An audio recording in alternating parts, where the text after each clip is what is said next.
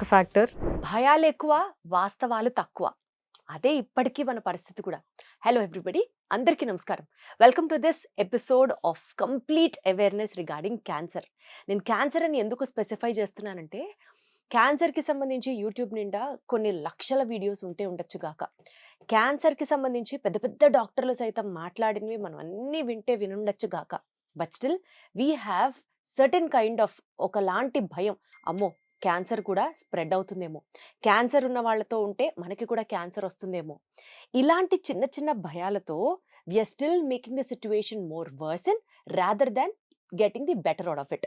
కాబట్టి ఈ ఎపిసోడ్లో let's try to talk about క్యాన్సర్కి సంబంధించి కొన్ని మిత్స్ ఏంటి, ఫ్యాక్ట్స్ ఏంటి, అసలు మనం భయపడాల్సిన సిచ్యువేషన్ ఉందా, అనవసరంగా భయపడుతున్నామా. Let's try to debug all the fears and myths about cancer.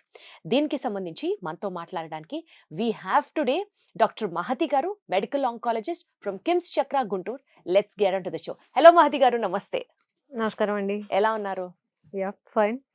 So Mahathi గారు, మీరు బీయింగ్ అ మెడికల్ ఆంకాలజిస్ట్, మీతో ఎవ్రీడే పేషెంట్స్ మాట్లాడుతూ వాళ్ళు అడుగుతున్నటువంటి క్వశ్చన్స్కి ఆన్సర్స్ చెప్తూనే మీరు మీరు చాలా మందికి ఆన్సర్ చెప్పుంటారు. బట్ స్టిల్ ఈ ఎపిసోడ్లో will keep it to a very base level and talk about the myths and facts about cancer అండి. ఎందుకంటే ఇలా చేస్తే క్యాన్సర్ వస్తుంది, అలా చేస్తే క్యాన్సర్ వస్తుంది అని భయపడడం కన్నా బేసిస్ ఏంటి దాని గురించి తెలుసుకునే ప్రయత్నం చేద్దాం ఈ ఎపిసోడ్లో. ముందుగా స్టార్ట్ చేస్తే అండి, క్యాన్సర్ అనేది కంటాజియస్సా అండి?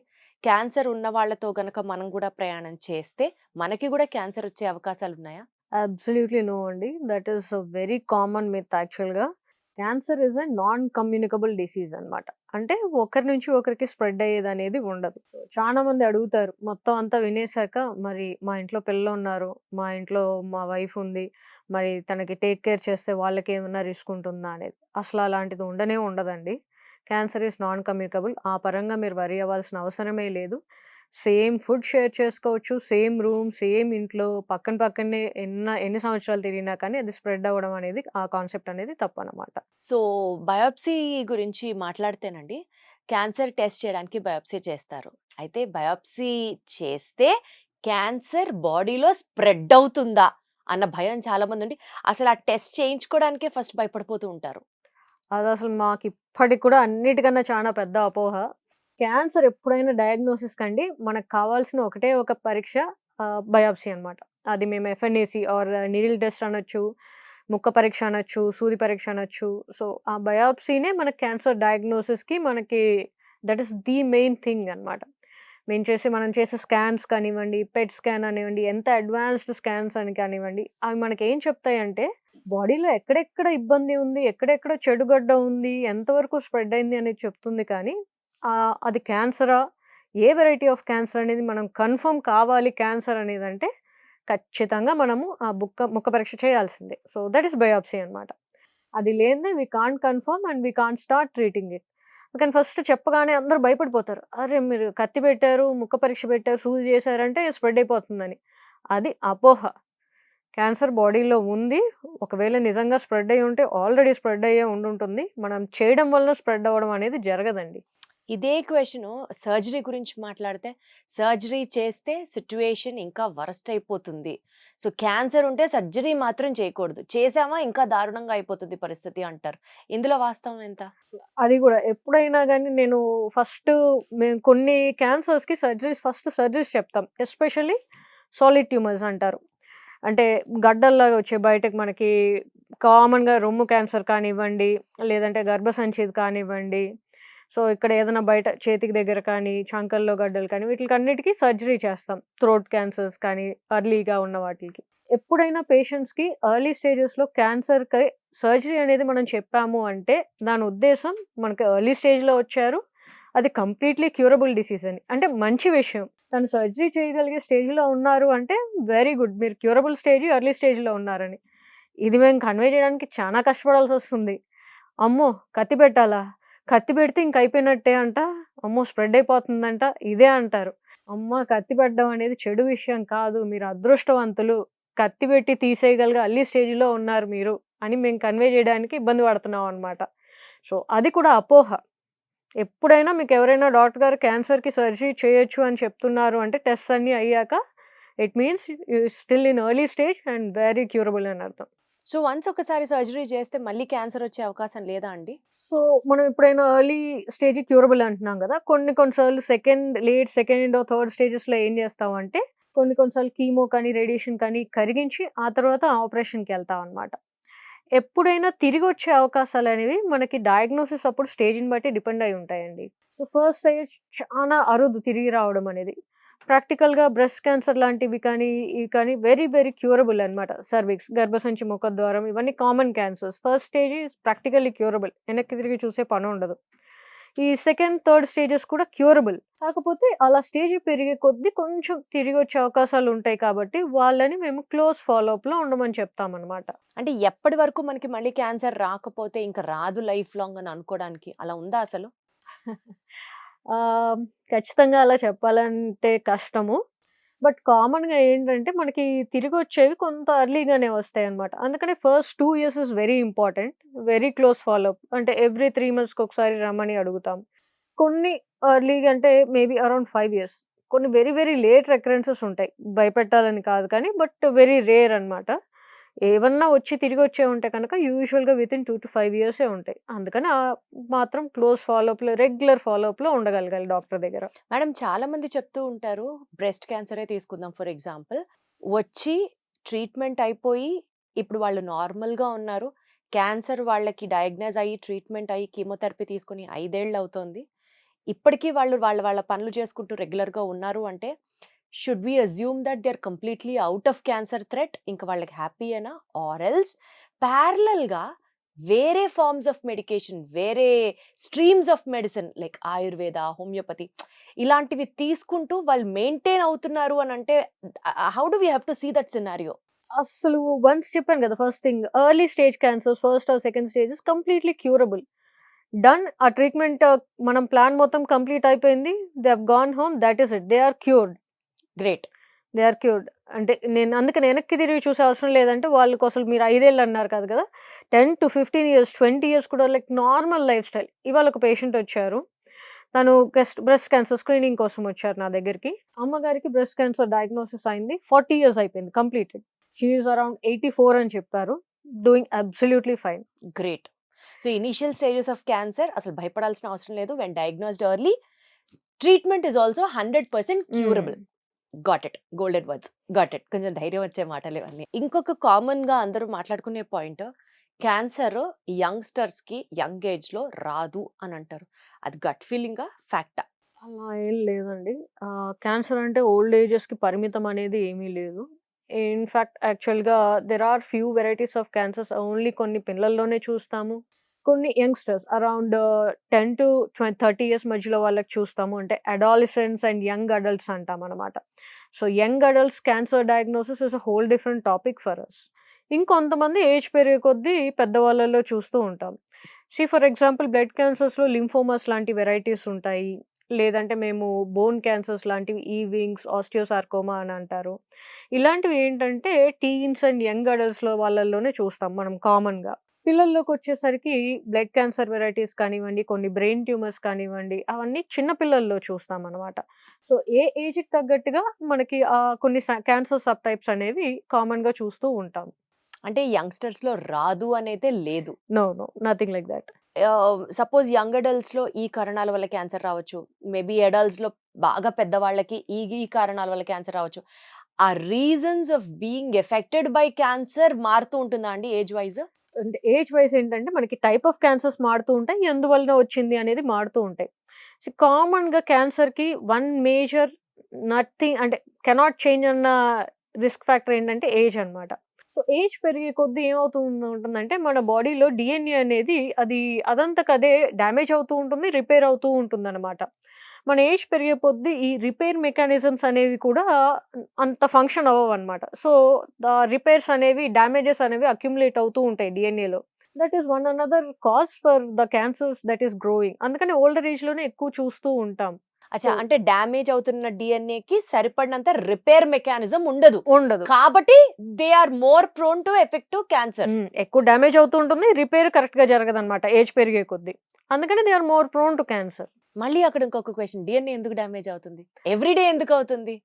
That is it. Environmental factors వలన మనం ఏదైతే రిస్క్ ఫ్యాక్టర్స్ అనుకుంటున్నామో, మన లైఫ్ స్టైల్ కానివ్వండి, ఫుడ్ కానివ్వండి, పొల్యూషన్ కానివ్వండి, so these are all environmental factors అనమాట. ఇవన్నీ మన డిఎన్ఏ డ్యామేజ్ని చేయడానికి వెళ్తూ ఉంటుంది. సో వాట్ అంటే నేను ఎప్పుడైనా ఫ్రీ రాడికల్స్ అన్నా, ఇన్ఫ్లమేషన్ అన్నా కానీ, ఇవన్నీ కూడా డిఎన్ఏ డ్యామేజ్ని కాజ్ చేస్తూ ఉంటాయి అన్నమాట మనకి ఓకే. తెలియకుండా. ఓకే. సో మీరు environment, stress, mutations, lifestyle ఈ విషయాలన్నీ మాట్లాడుతున్నారు కాబట్టి if you talk specifically about food, ఒక ఇంటర్వ్యూలో అండి ఒక సెలబ్రిటీ నాగ చైతన్య గారు అనుకుంటాను, he started talking about sugar తింటే క్యాన్సర్ వస్తుంది. ఇంకా అప్పటి నుంచి that statement became viral. Yeah. Sugars తింటే క్యాన్సర్ వస్తుంది, నిజమా? Or sugars directly proportional to cancer threat? That is another myth. In fact యాక్చువల్గా నా దగ్గర అందరూ వచ్చినప్పుడు అందరూ patients first or second visit they ask about diet అనమాట. ఏం తినాలి, ఏం తినకూడదు, first question. So sugar cancer cause చేస్తుందా అంటే డైరెక్ట్గా నో, ఇట్ డజంట్. కాకపోతే షుగర్ తినే కొద్దీ మనకి ఏంటంటే దానికి వెరీ ఫాస్ట్ క్యాలరీస్ ఉంటాయి అన్నమాట. తెలియకుండా ఎక్కువ తినేస్తూ ఉంటాం. ఎప్పుడైనా మనం ఆ హై క్యాలరీ డైట్ ఎక్కువగా తీసుకోవడం వలన it causes insulin spikes, it leads to obesity, it leads to diabetes over the long term. So those too are what actually one of the risk factors for cancer అనమాట. Unhealthy lifestyle, obesity, and lack of physical exercise, these are all also risk factors for cancer. So అలా వెళ్తూ cancer causing అవుతుంది కానీ డైరెక్ట్గా cancer causing అనేది అయితే కాదు. అంటే ఇన్సులిన్ స్పైక్ కి ఒబేసిటీ అంటున్నారా? Obesity are diabetes what ever, దాని నుంచి క్యాన్సర్ ఎలా రిలేటెడ్ అండి? ఒబేసిటీ కూడా one of the risk factors అనమాట. Cancer అన్హెల్దీ కి. yes, obesity is also a risk factor for cancer. Unhealthy lifestyle and obesity, lack of physical exercise, ఈ రెండు risk factors అన్నమాట. Almost similar like both smoking, alcohol అవన్నీ ఎలా మాట్లాడతామో ఇవి కూడా risk factors అన్నమాట. అంటే ఎట్లా అవుతుంది మేడం? ఇప్పుడు సపోజ్ ఫర్ ఎగ్జాంపుల్ ఒబేసిటీ ఉన్నారనుకోండి, ఒబేజ్ ఉన్నారనుకోండి, మోకాళ్ళు నొప్పులు వస్తాయి అంటే ఓకే, కనెక్షన్ ఉంది, అర్థమవుతుంది. బికాస్ బాడీ వెయిట్ అంతా కాళ్ళు మొయ్యాలి, నొప్పులు వస్తాయి, అర్థమవుతుంది. ఒబేసిటీ ఉంది అని అంటే సరే, డయాబెటీస్ అని అంటే అర్థమవుతుంది, బికాస్ ఇన్సులిన్ రెసిస్టెన్స్ అని అర్థం చేసుకోవచ్చు. బట్ ఒబేసిటీకి క్యాన్సర్కి సంబంధం ఏంటండి? ఓన్లీ ఒబేసిటీ అంటే అది మాత్రమే ఫ్యాట్, అది మాత్రమే చూస్తారు కదా జనాలు. Obesity as such changes practically everything in your body, okay. Starting from your hormones, stress is also a risk factor. నీకు ఎంత హార్మోనల్ ఇంబ్యాలెన్స్ ఉంటుంది, స్ట్రెస్ ఉంటుంది, ఫ్రీ రాడికల్ డ్యామేజ్ ఎక్కువ అవుతుంది. What is that free radical damage absolutely mean? Free radical damage ఏంటంటే మనకి free radicals అనేవి oxidation వల్ల వస్తూ ఉంటాయి అన్నమాట. ఇదేంటంటే నీకు అదే డిఎన్ఏ డ్యామేజ్ అని చెప్తూ ఉంటాను కదా, that is a constant process, natural process, nothing unnatural in that. కానీ ఇవి ఎక్కువగా చేస్తాయి అన్నమాట, ఫ్రీ రాడికల్స్ని, డిఎన్ఏ డ్యామేజ్ని ఎక్కువగా చేస్తాయి. మనం ఏదైతే విటమిన్స్ తినండి అంటూ ఉంటాం కదా, ఎందుకు అంటే these vitamins actually help us in repairing that damage అనమాట, ఎస్పెషల్లీ ఫోలిక్ యాసిడ్ కానివ్వండి ఇవన్నీ. సో ఈ న్యాచురల్ ప్రాసెస్లోనే ఎక్కువగా చేస్తుంది అదనమాట, ఎక్కువ అవుతూ ఉంటుంది ఆ రిపేర్, అది డ్యామేజ్ అనేది ఫ్రీ రాడికల్స్ వల్ల. సో ఏదైతే మనము అండర్లయింగ్ ఫుడ్ అనుకుంటున్నామో, లేదంటే ఒబేసిటీ అనుకుంటున్నామో, ఇలాంటి సిచ్యువేషన్స్లో ఇది డ్యామేజ్ అనేది ఎక్కువగా జరుగుతూ ఉంటుంది. ప్లస్ మెయిన్గా హార్మోనల్ ఇంబ్యాలెన్సెస్ వల్ల కూడా. ఈ hormonal imbalances will also cause all these factors. అంటే ఒబేసిటీ వల్ల ఫ్రీ రాడికల్ డ్యామేజ్ ఎక్కువ అవుతుంది బాడీలో, ఒబేసిటీ వల్ల హార్మోనల్ ఇంబ్యాలెన్స్ జరుగుతుంది, and indirectly it affects also cancer. Got it. And one of the most అసలు inseparable bond between human beings and those items అంటే plastic అని చెప్పాలి. ప్లాస్టిక్, మైక్రోవేవ్స్, అండ్ ఇవాళ రేపటి రోజుల్లో 20s లో కూడా, ఇంకా టీన్స్ లో కూడా పిల్లలు డైస్ వేసుకోవడం మొదలు పెట్టేశారు. మరి అదేంటో అర్థం కావట్లా. So the impact of all these things, plastics, microwave, food, and hair dyes, deodorants, వీటి వల్ల కూడా క్యాన్సర్ వస్తుంది అని వింటున్నాము. Is it a fact or a myth? Plastics do cause cancers, yes. Even usage of aluminum or aluminum foils, ఎక్కువగా food ప్యాకింగ్స్కి అవి వాడుతూ ఉంటారు, that is also a risk factor. Paints or dyes causing ammonia and lead based ఉంటాయి, they are also risk factors for cancer. So there is nothing myth. ఇంతవరకు ఇది వరకు మాత్రం there are facts, in fact there are evidence also for that. బేసికల్‌గా అండి, especially if we talk about the cosmetic industry which is growing these days, gel nail పాలిష్‌లేసుకుంటే cancer వస్తుంది. Lipstick ఏసుకుంటే cancer వస్తుంది. పర్ఫ్యూమ్స్ కొట్టుకుంటే క్యాన్సర్ వస్తుంది. ఆర్మ్‌పిట్స్‌లో perfume or deodorant if you yeah! Spray specially. Even if you inhale perfume వాసన, you are prone to get cancer. Too much of awareness అయిపోయి మరీ ఎక్కువగా భయపడిపోతున్నామా? Or all these are real facts about exposing yourself to cancer? What do you have to say about it? Yeah! Deodorants, perfumes వరకు అయితే కనక అంత evidence ఉందా అంటే కొంచెం ప్యాచీ అని చెప్పాలి. Not so sure. కొన్ని ఉంటాయని ఉన్నాయి. కొన్ని లేవని వస్తున్నాయి స్టడీస్‌లో. But not a good thing. Because అది ఒక్కటి కాదు అనుకుంటే there are lots of irritants there in that. ఎందుకంటే మనం ఒక్క ఐటెమ్ అనేది వాడట్లేదు. If you take a deodorant or perfume, see and look at the label and see they have like hundreds of items in that. కొన్ని label చేస్తారు, కొన్ని label చేయరు. ఒక నంబర్ ఇచ్చేస్తుందనమాట. సమ్ కలరెంట్, F18 కలరెంట్ అంతే అంటారు. ఆ కలరెంట్‌లో కూడా ఇంగ్రీడియెంట్స్ ఉంటాయి కొన్ని. సో, అవన్నీ మనం వెతుక్కుంటూ పోయి ఇది అనేది మనం వెతుక్కోలేం. ఐడియల్‌గా ఏంటంటే natural substances are always best. Lemon based. So, ఇలాంటివి వాక్స్ విత్ లెమన్, అదే మనం ఇప్పుడు కొత్తగా no parabens, no petroleum based sulphates. Products, no sulphur based, no ammonia ఇవన్నీ చూసుకుంటున్నాం కదా! సో, ఇవన్నీ ఈ స్పెసిఫిక్‌గా ఈ ఐటెమ్స్ ఎందుకు అవాయిడ్ చేస్తున్నారంటే ఈ పర్టిక్యులర్ ఐటెమ్స్‌కి they have evidence. But there are still hundreds of many ingredients for which we didn't find short evidence. But they don't do good either. So it's better to avoid if we can. అంటే ఇంక అన్నీ avoid చేయాలి. Nail పాలిష్‌లేసుకోకూడదు, లిప్‌స్టిక్‌లేసుకోకూడదు, సెంట్లు కొట్టుకోకూడదు. ఎలా కుదురుతుందండి? There are natural substitutes for them all. In fact, అది కూడా బాగా knowledge పెరిగింది. So, if you look at ChatGPT, you can ask ChatGPT. మాకు డైలీ చాట్‌జీపీటీ వర్షన్ క్వెషన్స్ కూడా వస్తున్నాయి ఇప్పుడు. So, even that also gives us a good amount of information as natural substitutes for deodorants and nail polish నేను వినలేదు. మీరిప్పుడు అడిగారు గానీ నేనైతే వినలేదు. Gel so, nail polishes deos and ఏసుకుంటే పర్ఫ్యూమ్స్ వి హ్యావ్. ఇన్‌స్టాగ్రామ్ మొత్తం ఒక పీరియడ్‌లో ఇట్లాగా బ్లాస్ట్ అయిపోయింది. Gel nail polishes cause cancer. Gel nail polish అసలు జనాలు కొనడం మానేసారేమో జెల్ నెయిల్ పాలిష్‌లు. నిజంగా జెల్ నెయిల్ పాలిష్ ఏసుకుంటే క్యాన్సర్ వస్తుందో లేదో దేవుడెరుగు. It's like that. Yeah! Don't know much about that. నేనైతే హాయిగా గోరింటాకు పెట్టుకుంటాను. I am very happy with that. అది సుఖం. అసలు ఈ ఈ కాస్మెటిక్ వరల్డ్‌లోకి ఎంత తక్కువ ఇంట్రెస్ట్ ఉంటే అంత వాళ్ళకన్నా లక్కీయెస్ట్ వాళ్ళు ఇంకొకళ్ళు ఉండరు. బట్ ఇంకొకటి, ఫోను లేనిదే అసలు మానవ జాతి మనుగడే ఈ మధ్యలో లేదని వింటున్నాం గదా! అసలు ఇన్‌ఫాక్ట్ వినడం ఏముంది, అసలు ఎవరి చేతిలో చూసినా ఫోను, ఫోను, ఫోను. ఫోను ఎక్కువ వాడినా phone radiation, 5G radiation causes cancer. I think నేనెక్కడో విన్నాను, ఇఫ్ ఐఎమ్ నాట్ రాంగ్. ఏదో నంబర్ టైప్ చేస్తే the amount of screen time ఎంత మీరు గడుపుతున్నారో ఫోన్‌లో తెలిస్తే that tells you whether you are at risk to cancer or no. నాకు ఇది కరెక్ట్‌గా గుర్తు రావట్లేదు గానీ అంత నిజంగా ఉందా అండి? ఫోన్ రేడియేషన్‌కి, క్యాన్సర్‌కి కూడా సంబంధం ఉందా? There are multiple studies on that. So, phone radiation మనకి టవర్స్ నుంచి వచ్చే రేడియేషన్‌కి ఎస్పెషల్లీ బ్రెయిన్ ట్యూమర్స్ రిస్క్ అనేది ఎక్కువగా ఉంటుందని there are evidence for that also ఉన్నది. స్టడీస్ ఉన్నది, ఎవిడెన్స్ కూడా ఉన్నది. మీరు చెప్పినట్టుగా యాప్స్ కూడా ఉన్నాయి. ఇన్‌ఫాక్ట్ ఇప్పుడేంటంటే కొత్తగా మెషిన్స్ కూడా వచ్చాయి. చిన్న రేడియో టైప్ ఉన్నాయన్నమాట.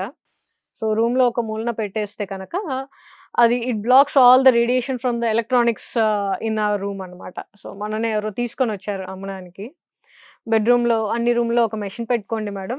మీరు ఫోన్ పక్కన పెట్టుకున్న బెడ్ పక్కన అది రేడియేషన్ బ్లాక్ చేస్తుంది అని. So, we don't know how much ఓహో! It works. ఓహో! But you are getting that technology also. మరిప్పుడు అందులోంచి వచ్చే రేడియేషన్ ఏది బ్లాక్ చేస్తుంది? Good question. I didn't ask them. అంతే గదా! ఏమో ఏది నిజం, అదే చెప్తున్నాను కదా! క్యాన్సర్ గురించి అవగాహన పెంచుకోవడం పోయి, క్యాన్సర్ రిలేటెడ్ సైడ్ క్వెషన్‌లు, ఈ భయాలు ఎక్కువైపోతున్నాయి జనాల్లో. That's the reason we are talking about this today. And ఇంకొక పాపులర్ మిత్ ఆఫ్ ఫ్యాక్ట్ చెప్పాలి గానీ మీరు, వెజిటేరియన్స్‌కి క్యాన్సర్ రాదు. ఎందుకంటే వాళ్ళు చాలా సాత్విక ఆహారం తింటారు కాబట్టి. నాన్ వెజ్ తింటే క్యాన్సర్ వస్తుంది. వెజ్ తింటే క్యాన్సర్ రాదు. ఇదెంత వరకు ఫ్యాక్ట్? నథింగ్ లైక్ దట్ అండి. వెజిటేరియన్స్‌కి క్యాన్సర్ రాదన్న కాన్సెప్ట్ అయితే తప్పు. Hmm. Most often they do also get. ఎందుకంటే ఒక్క డయట్ ఒక్కటే క్యాన్సర్‌కి ఎప్పుడు కారణం కాదు. There are multitude of factors. వెజిటేరియన్స్‌లో కూడా ఏంటంటే in fact there are many vegetarians who consume less of fibre and more of fat. Especially నెయ్యి కానివ్వండి, షుగర్ కానివ్వండి, ఈవెన్ మన జనరల్ ఫ్రెండ్ సర్కిల్‌లోనే తీసుకుంటే కూడా. సో, అలా చూసుకున్నా వాళ్ళకి డయట్ కొంత అన్‌హెల్తీ డయట్ తీసుకునే వాళ్ళే ఉంటారు. It's not about just lack of meat. So, okay. Other so factors కూడా ఉంటాయి కాబట్టి yes. They do get it. Thank you so much Mahathi గారు. Thank you. Thank you.